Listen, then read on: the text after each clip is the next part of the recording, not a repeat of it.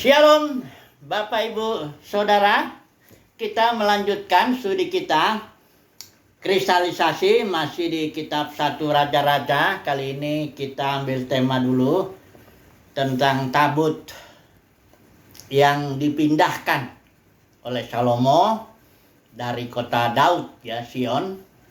Itu di sana kan Daud membuat kemah, menaruhnya tabut itu yang isinya ketika itu tinggal 2 loh batu. Tapi itu yang penting ya. Sebenarnya kalau waktu yang dibuat Musa itu ada tongkat Harun yang berbunga, dan kemudian masih ada mana buli-buli gitu, tempat wadah, dan ada mana di situ. Karena orang Israel sudah masuk tanah perjanjian, sudah tidak lagi makan mana, tidak perlu lagi diperingati. Makanannya sudah makanan susu dan madu yang dari tanah perjanjian. Kemudian tongkat Harun itu juga karena ada pertengkaran soal kepemimpinan kan di sana 12 suku, akhirnya disuruh taruh tongkat yang sudah mengalami kematian, kebangkitan berbunga gitu. Itu yang diakui Tuhan. Jadi hambanya yang sudah mengalami kematian bersama Kristus dan bangkit daripada hidup baru, itu yang diakui ya. Jadi kekuatan-kekuatan alamiah, kepandaian-kepandaian alamiah, Tuhan ada pakai itu ya. Tapi harus dulu dia mati dan bangkit. Jadi tabut ini, kalau kita ceritanya dulu ya, panjang juga ini ceritanya ya. Dari ketika ada Musa itu kurang lebih 1500 tahun sebelum Kristus itu Musa. Ya, sementara Daud kurang lebih 1000 tahun sebelum Kristus. 500 tahun lah perjalanan ini tabut ini ya, yang dibuat oleh Musa. Dan itu 2 loh batu itu ditulis oleh Tuhan sendiri. Ditulis oleh Tuhan sendiri ya. Kemudian dibawa oleh Yosua ya, masuk ke tanah perjanjian itu ke Silo dulu. Ditaruhlah rumah Tuhan di situ. Yang kita tahu ceritanya di situ, imam yang menjadi imam itu Eli ya. Imam Eli. Ini daerah Efraim. Karena Yosua itu kan Efraim, dari suku Efraim. Jadi masuk dia ke sana. Kemudian kita tahu ceritanya itu ada Hofni dan Pinehas. Ini emang Imam Eli ini kacau ini. Dia memandang loba terhadap korban yang dari Israel kepada Tuhan itu. Kemudian kita tahu ceritanya Hofni dan Pinehas mati, dan akhirnya tabut itu dicuri, dirampas ya dalam peperangan. Karena orang Israel tahu bahwa tabut itu adalah simbol daripada kehadiran Tuhan, simbol daripada kemuliaan Tuhan juga ya. Nah, ketika itu orang Israel sedang berperang sama Palestina, dia bawa tabut itu supaya ada Tuhan di sini ya, kemuliaan Tuhan nyata dan memimpin kita dalam peperangan. Tapi Tuhan tidak bisa dipaksa seperti itu ya. Dan akibatnya matilah si Hofni dan Pinehas, dan juga tabut itu dirampas kurang lebih 7 bulan di tanah orang Palestina. Tapi Tuhan membuat tekanan berat terhadap kota-kota yang dimana tabut itu dipindah-pindahin karena nggak tahan. Tuhan bikin ada borok-borok lah, bikin bingung lah, kota itu menjadi banyak bahkan yang mati juga. Ya. Sehingga akhirnya orang Palestina setelah 7 bulan dikembaliin dengan tebusan salah. Ya, borok-borok emas, tikus-tikus emas dan sebagainya. Kemudian dia tinggal di Kiryat Yearim. Ya, satu daerah di situ tinggal selama zaman Samuel itu 20 tahun lamanya. Di rumah Abinadab ya. Ada Uza anaknya itu, situ yang menjaga. Kemudian setelah itu Daud menjadi raja. Daud memindahkan, karena Daud itu setelah dia menjadi raja, dia menghantam Yerusalem, orang Yebus itu. Dia masuk sana, dia membangun kota Daud, Sion ya. Nah, dia mau pindahkan itu tabut dari Kiryat Yearim pindah ke kota Sion, kota Daud ya, atau Sion. Kemudian karena ada kasus itu, Uza itu karena ada lembu itu mau tergelincir, dia dengan ceroboh memegang tabut, karena tabut itu nggak sembarangan itu. Matilah Uza ini. Sehingga Daud menyimpangkan dia ke rumah Obed Edom. Orang Gad, Obed Edom tinggal di situ. Hanya 3 bulan, tapi Tuhan berkati rumahnya Obed Edom, sehingga Daud akhirnya dibawa lagi sama Daud, diletakkan di kemah di Sion, kota Daud itu ya. Daud juga nanti kalau di kitab Tawarikh kita sampai di sana, Daud juga menambahkan ibadah melalui musik itu ya. Nanti kita lihat. Karena waktu Musa ibadah itu tidak ada musik ya. Nggak ada pujian, nggak ada nyanyian, nggak ada penyanyi dan sebagainya. Tapi kalau ketika kemah Daud, dia tabut taruh, Daud bikin kemah, itu ada musik, ada pujian ya. Daud mengatur itu ibadah begitu. Kemudian setelah di Sion ada kasus ya. Kita tahu Daud menghitung orang Israel waktu itu ya. Dan Tuhan murka, bunuh umat Israel. Dan Tuhan bilang begini, kau harus bangun mesbah di tempat pengirikan Arauna, atau kalau di bagian lain di Tawarikh dibilang Ornan, sama itu orangnya, Arauna atau Ornan. Tempat pengirikannya itu ada di bukit Tanah Moria ya. Tanah Moria ini Tanah Moria ini juga punya sejarah. Itu Abraham ketika mempersembahkan Ishak itu di Tanah Moria, di salah satu gunung di situ. Nah, ketika Tuhan bilang bangun mesbah di tempat pengirikan Arauna atau Ornan, ini adanya di Tanah Moria. Ya. Jadi ketika Salomo bangun, dan Salomo bangun baik di situ, di tempat pengirikan Arauna itu. Ya. Bangun. Kemudian mau dipindahkanlah tabut ini dari Sion, dari kota Daud, ke Tanah Moria ini, Bukit Moria ini, karena disinilah Salomo membangun baitnya, yang megah itu ya, megah sekali. Kalau perabot-perabot yang lain, kelihatan ada perbedaan, jelas ya. Karena misalnya kayak bejana pembasuhan, Musa itu kalau di ruang itu, pelataran luar itu, Musa hanya bikin ada bejana pembasuhan, ada juga mesbah tembaga yang simbol daripada penebusan. Tapi kalau yang Salomo itu ada satu laut yang ditopang oleh bejana pembasuhan seperti laut yang ditopang oleh 12 lembu. Besar sekali. Mesbah tembaganya juga ya. Kemudian kandilnya kalau yang di Musa itu 1, ini ada 10. Ya, bejana pembasuhannya di sini juga ada, tapi mesbah dupanya 1 tetap. Ada variasi lah ya. Ya, barangkali kita bisa untuk saat ini kita menafsirkannya bahwa Salomo sudah sudah permanen lah bait itu ya, tempat tabut itu. Sementara waktu Musa ini kan masih dalam perjalanan itu.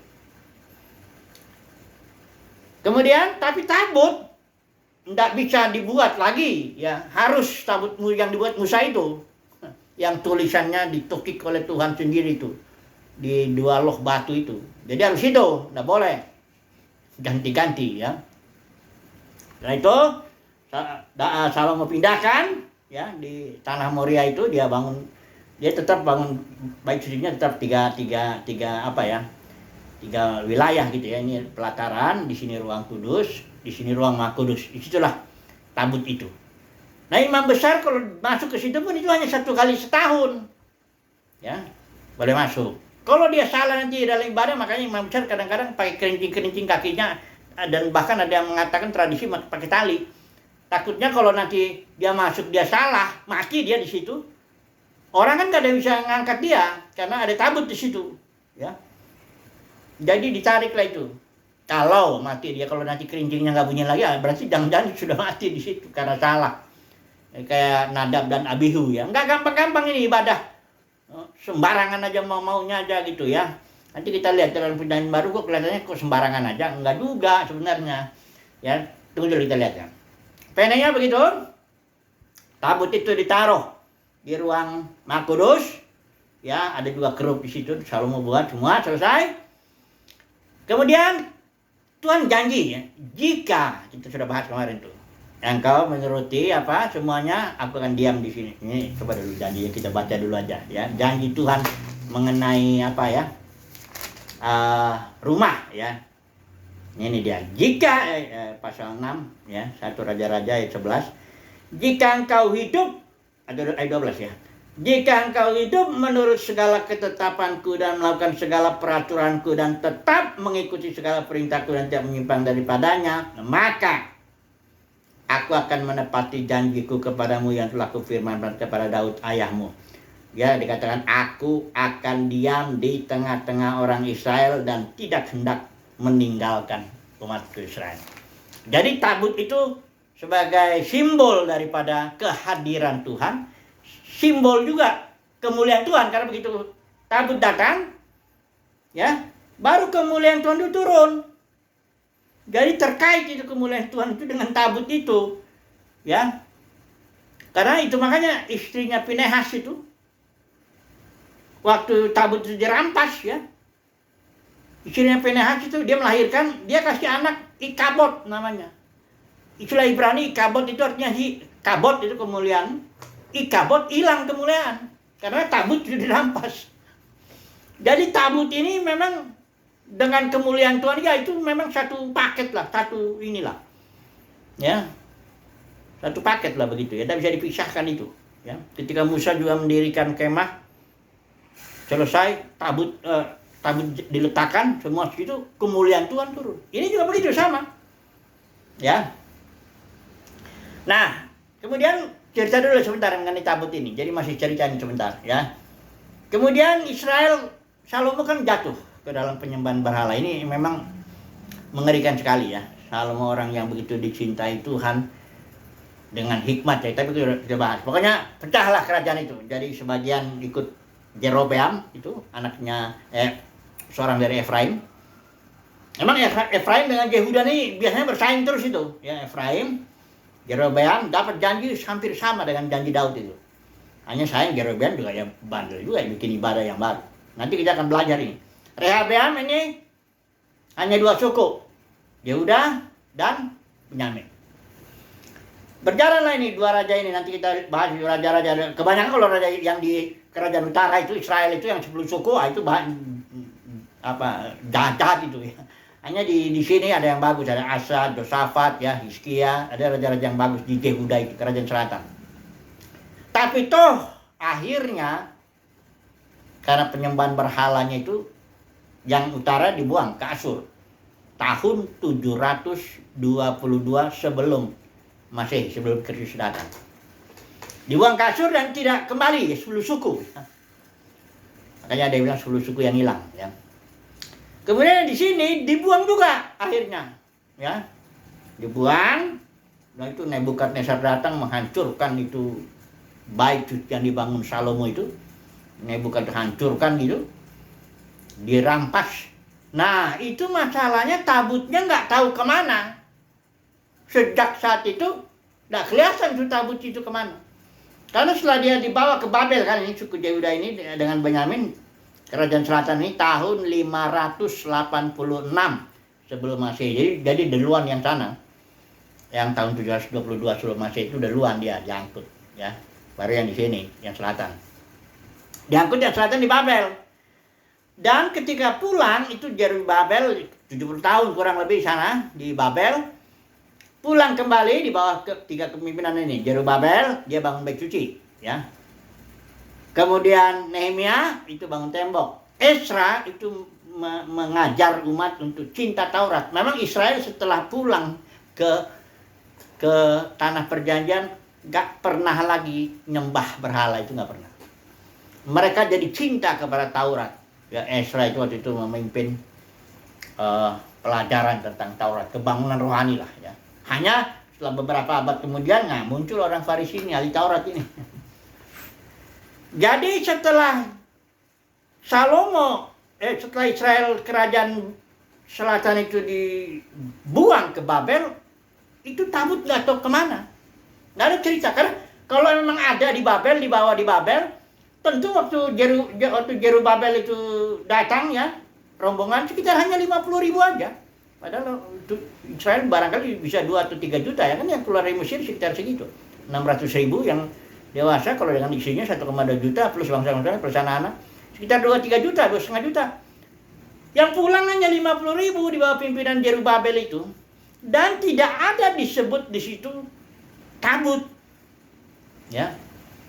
Kan di daftar itu perabot bayi cucinya itu teliti sekali itu, nggak ada disebut di situ ada tabut. Berarti tabut itu udah hilang, nggak tahu kemana. Nah katanya ada cerita Israel akan bangun lagi bayi suci yang ketiga. Jadi yang pertama kan si Salomo, yang kedua itu Zerubabel yang dipugar oleh Herodes, itulah waktu itu Yesus datang. Katanya akan dibangun ketiga ya. Nggak ada gunanya dibangun bayi suci kalau tabutnya nggak ada. Nggak ada gunanya. Karena kuncinya itu di tabut itu. Loh perjanjian itu, dua loh yang dibuat Musa dan ditulis oleh tangan Tuhan sendiri, ya. Itu sebabnya tabut di sini nanti kita lihat begitu penting udah. Ya kalau nggak ada tabut, nggak ada kemuliaan Tuhan, orang nggak ada gunanya, nggak ada ibadah. Ya. Habislah udah semua, ya. Nah, kita lihat coba dulu yang setelah Salomo taruh tabut itu di tempatnya, ya. Dikatakan di sini dalam tabut itu pasal 8 itu ayat 9, dalam tabut itu tidak ada apa-apa selain dari kedua loh batu yang diletakkan Musa ke dalamnya di Gunung Horeb, yakni loh batu bertuliskan perjanjian yang diadakan Tuhan dengan orang Israel pada waktu perjalanan mereka keluar dari tanah Mesir. Nah, setelah selesai, ya. Ayat 10, ketika imam-imam keluar dari tempat kudus, datanglah awan. Ini tunggal, ya.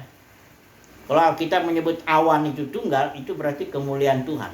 Atau Tuhan sendiri itu. Tapi kalau bilang awan jamak, itu berarti saksi-saksi. Itu ada sons of God, atau anak-anak Tuhan, anak-anak Elohim di situ. Jadi dikatakan di sini, datanglah awan bentuk tunggal memenuhi rumah Tuhan. Ayat 10. Baris 11, sehingga imam-imam tidak tahan berdiri untuk menyelenggarakan kebaktian oleh karena awan itu, sebab kemuliaan Tuhan memenuhi rumah Tuhan. Jadi lengkaplah sudah. Tuhan sudah dibangun sudah baik sucinya. Dipindahkan tabutnya dari rumah Obed Edom ya pada waktu itu, bawa ke tanah Moria. Kemudian kemuliaan Tuhan sudah memenuhi itu. Dan ini Salomo bilang, Tuhan telah menetapkan matahari di langit, tetapi yang memutuskan untuk diam dalam kekelaman. Sekarang aku telah mendirikan rumah bagimu, tempat engkau menetap selama-lamanya. Jadi inilah sebenarnya sudah mantap lah itu ya kerajaan Salomo ini ya. Seandainya Salomo gak jatuh dalam penyembahan berhala ya, udah mantap, udah kuat ya. Baik sudah dibangun, tabut sudah di situ, kemuliaan Tuhan sudah ini, udah bagus lah ya. Nah yang kita mau bahas hari ini, tadi udah kita lihat pentingnya tabut itu ya. Tanpa tabut nggak ada lagi gunanya bangun-bangun bait suci ya. Tabut dan kemuliaan ini satu paket tuh saya bilang. Nah kita tahu ini kan konteks perjanjian lama. Kalau orang mau menafsirkan sesuatu harus lihat konteks, kan selalu begitu. Tapi kadang-kadang tetap ada. Meski dibilang rumah Tuhan tuh gedung, katanya ini saya sedang bangun rumah Tuhan, itu gedung denominasi, dibilang rumah Tuhan itu. Padahal rumah Tuhan itu kita. Dalam konteks perjanjian baru. Nah ini kadang-kadang orang enggak memperhatikan konteks. Dalam hal ini konteks perjanjian. Konteks perjanjian lama, konteks perjanjian baru. Tabut itu apa? Konteks perjanjian baru. Kalau perjanjian lama, tabut itu ya kita tahu itu lohnya di situ ada kayu, dibikin tabut dari akasia apa semua, dilapisin emas dan sebagainya. Benda lah itu ya.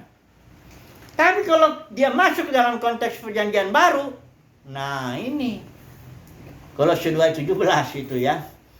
Itu semua yang perjanjian lama itu semuanya itu hanya bayangan atau nubuat atau gambaran ya.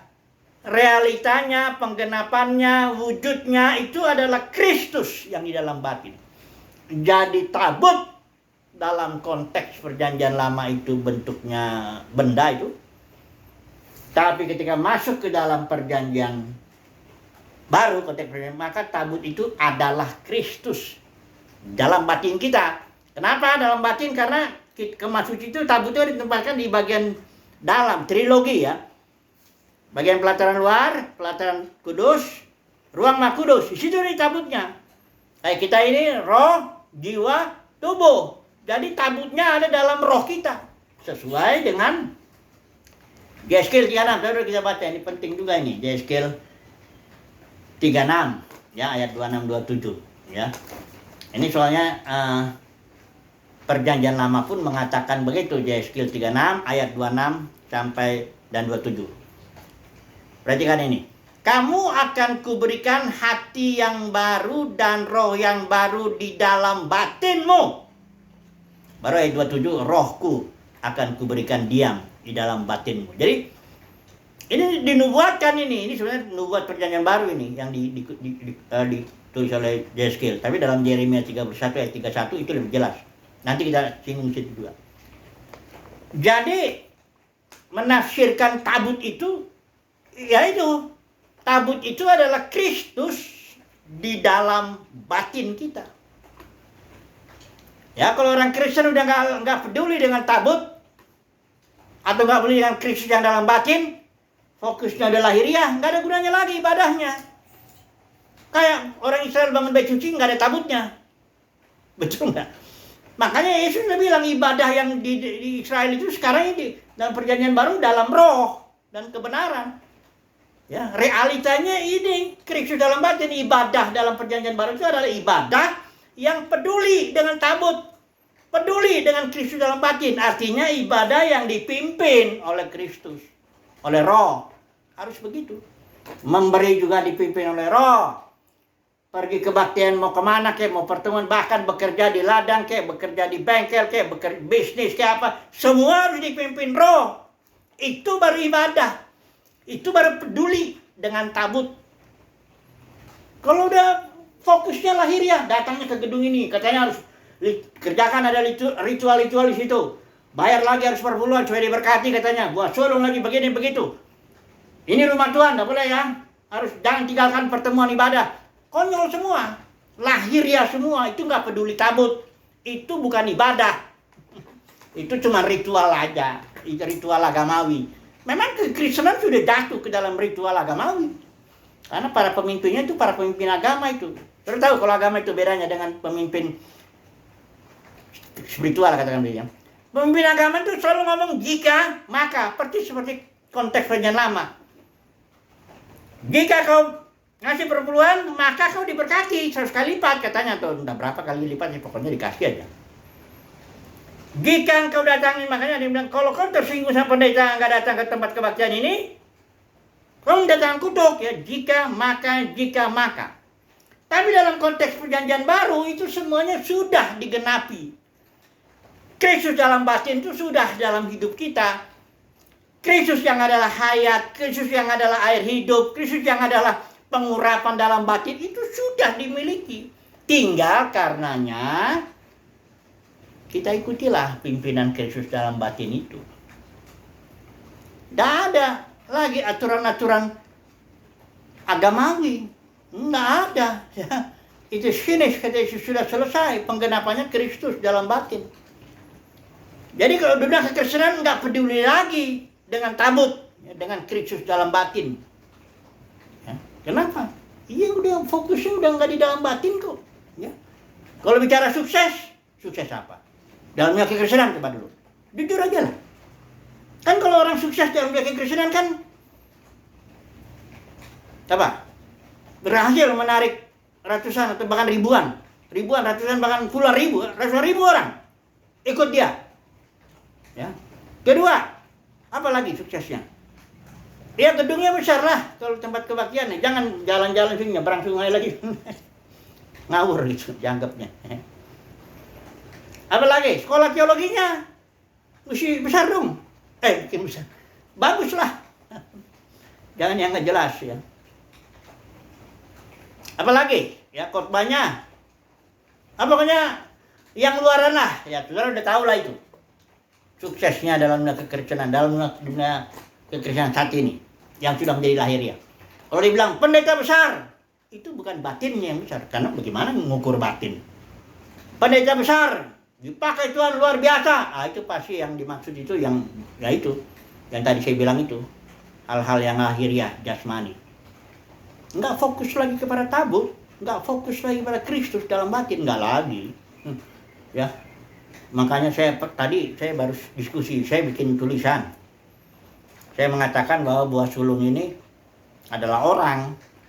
Ya, Yakobus juga bilang gitu. Nah, sementara si pendeta besar di sini dengan grupnya itu, dia bilang buah sulung tuh duit, gaji sebulan, Januari, dalam 12 bulan itu. Januari, bawa sini supaya engkau memuliakan Tuhan dengan hartamu, bawa sini ya.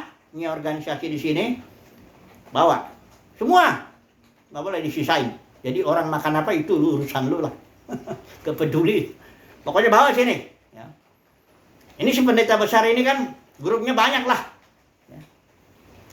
Yang nggak usah disebut namanya. Tapi kalau mau lihat itu ada di Facebook saya. Saya sedang hari ini saya bikin status itu. Saya bikin tulisan.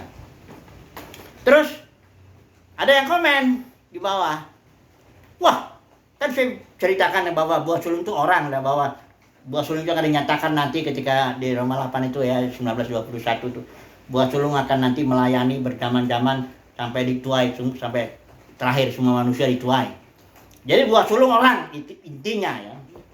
Dia bilang gini, wah Pak Pendeta Irnawan, ini beda banget ya dengan tokoh-tokoh buah sulung. Dia bilang tokoh-tokoh buah sulung ya, pendeta yang besar itu yang dengan beberapa apanya kan. Ya saya mau jawab apa? Bagaimana? Apa nggak dianggap ini apa Pak Pendeta ini tidak dianggap aneh atau bersaing nanti apa bagaimana dengan pendeta-pendeta besar ini katanya dalam yang kekristenan. Saya jadi teringat itu lagu yang sekarang sedang ngetop, Ojo dibanding-banding ke. Yo mesti kalah kalau saya dibandingkan tuh, yo mesti kalah. Saya tidak punya kemuliaan seperti pendeta besar ini. Pengikutnya banyak, kaya, barangkali sekolah teologi, dokter entah dari mana itu, pokoknya dokter lah. Ya. Grup banyak lah udah. Yo kalau dibanding bongkong ini, gitu. Kok dibanding ke, yo mesti kalah. Saya mesti kalah secara kemuliaan manusiawi, nggak ada, nggak bisa dibandingkan. Akhirnya saya jawab aja begini, sudahlah. Karena nggak bisa dibanding, saya juga nggak mau ngomong apa. Jadi saya bilang gini, nanti aja lah di pengadilan Kristus. Toh kita ketemu di sana, kita juga saling kenal. Nama saya tetap Irnawan, itu juga namanya itu tetap dia, nggak berubah namanya. Hanya kita ganti pakaian aja, ganti tubuh aja, atau bagaimana nggak tahu lah. Pokoknya kita saling kenal. Oh Abraham, Ishak, Yakub aja masih ada kok, namanya masih begitu. Ya. Petrus semua namanya begitu. Jadi saya bilang nantilah kita lihat di hari penghakiman. Yang mana hamba Tuhan, yang mana hamba Mamon, gitu aja saya bilang. Karena susah. Mau ngomong apa? Saya mau ngomong juga nggak mungkin. Dalam arti, kalau dibanding ke begitu, yo mesti kalah. Karena dalam kekristenan, yang benar itu umumnya adalah yang diucapkan oleh pendeta-pendeta besar itu. Kalau gedungnya besar, jemaatnya mengikutinya ratusan ribu. Karena saya bilang ini seorang yang disebut tadi itu ratusan ribu, 100 ribu barangkali itu apanya. Karena tapi dia punya banyak tempat. Sekolah teologinya besar apa. Jadi yang kalau dia udah besar semua itu yang diomongin pasti benar. Sementara kalau saya ngomong ada apa yang mau besarnya?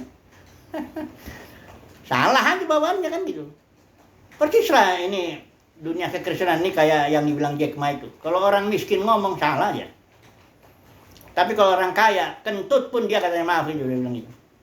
Itu sangat menginspirasi orang banyak. Dunia kita nggak begitu.